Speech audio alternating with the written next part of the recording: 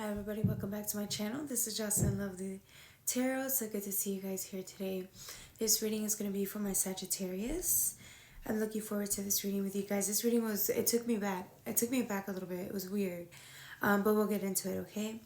We're starting off with the Page of Swords with the Magician. Take a look at these two cards. You see this person intently focused on something that is the most amazing thing it could focus on, right? Like, for example, this one's over here creating freaking constellations, right? Like playing with universal codes, right? Whereas in this one, take a look at this one over here. Look at what he's looking at the most beautiful oasis, the most beautiful part of self. If you take a look at this, it's his most precious commodity. He is the most precious commodity, right? But this reminds me, for whatever reason, I don't know why, this reminds me of the body. Like, this is your body. And you're very careful with how you protect your body, right? Because that's where you have the most important parts of yourself. You have your heart, pineal gland, right? You have the chakras, you have sexual organs, organs and then sexual parts, whatever, right? And so to you, it's almost as if like this is the most beautiful thing in the world. It needs to be protected at all costs because this is all I live for. This is who I am, right? And then you get the Queen of Swords, though, right? Right here. Look at the stands with the Queen of Swords energy. The oasis is here, but you're hell bent on protecting it no matter what happens, at all costs, right? So this Queen of Swords is it's pretty much saying, I will have to be very careful with anybody being around me because I am really quick to, stay on defense mode or hurt someone or, just whatever it takes to keep myself protected is what I'm saying here. Okay, that's the whole point. Then you get this Three of Cups energy, but look at this cup.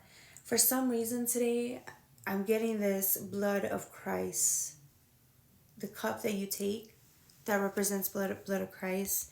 I don't know if Catholic churches do this. I don't know if any other church does this, right? That I grew up that way. And so I'm not religious anymore, but that cup, it just reminds me of the body and the blood of Christ. These two cards. It's almost as if it's saying, yes, you are right, my child.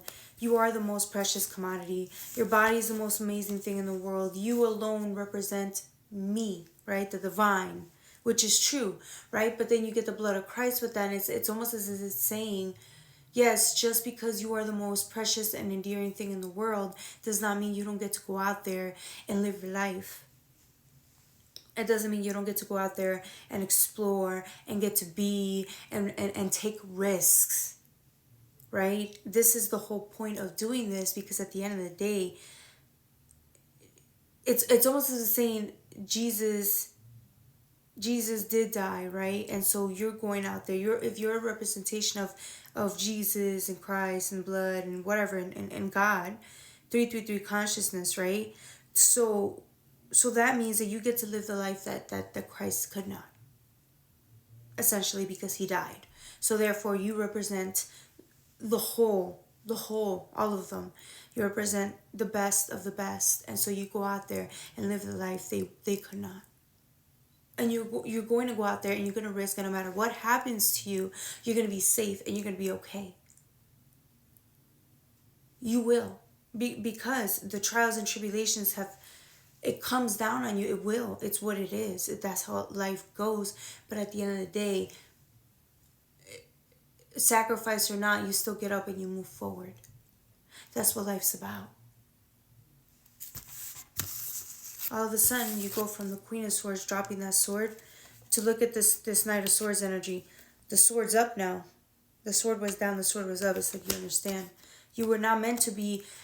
You're the oasis. You're not meant to be closed off. You're meant to be open so that people can experience you. experience you and all you have to offer in this world. That's the whole point. But you can't do that if you're closed. You have to be open. When you're open, everything can be just utilized. Now, I'm not saying go out there and get used by everybody. I'm saying be the expression of what you're meant to be. Express yourself. That's what you were born to do. You were born to be. So go out there and be. And don't be afraid of what people think. Open up and just let yourself live in the way that you should have your whole life. The barriers come down, all of a sudden you're free. Your inner child can come out and you can explore and you can have fun. The pineal gland is being activated, right? Right here, from the Ten of Swords energy, not being able to talk, not being able to be, you're not being able to see, not being able to get out of this shell, this protectiveness shell, not being able to get out of it, and all of a sudden it's like, you want to. Because you were not meant to be closed off forever. You were meant to go out there and explore. That's what you're meant to do. That's why you incarnate here, to do exactly that. Give me 1 second.